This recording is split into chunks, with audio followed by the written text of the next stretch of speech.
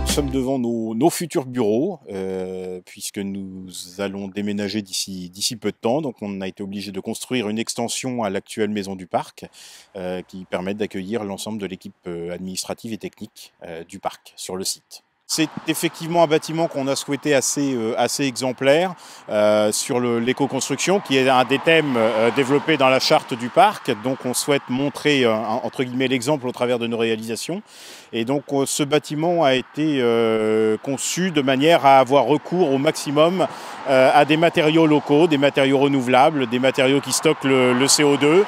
Donc un bâtiment qui a été réalisé principalement à partir d'ossature bois, d'isolation en paille et de murs en terre et d'enduits en terre en intérieur. À l'intérieur, donc l'ensemble des murs sont isolés en paille et il y a eu une couche d'enduit de terre qui vient recouvrir cette paille. Donc une première couche qui a été réalisée maintenant il y a à peu près 2 mois. Et nous en sommes maintenant à la réalisation des enduits de finition, donc des enduits en terre crue, très minces, qui font à peine 2 mm d'épaisseur et qui constitueront la finition, le décor intérieur de ce bâtiment et des bureaux. Il y a des contraintes. Le matériau en lui-même à travailler est assez facile, est assez agréable.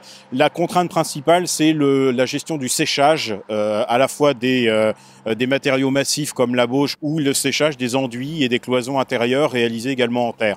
Donc c'est une autre logistique. Il faut prévoir des déshumidificateurs. Il faut, si on peut, gérer le chantier pour qu'il tombe dans les bonnes périodes, ce qui n'est pas notre cas.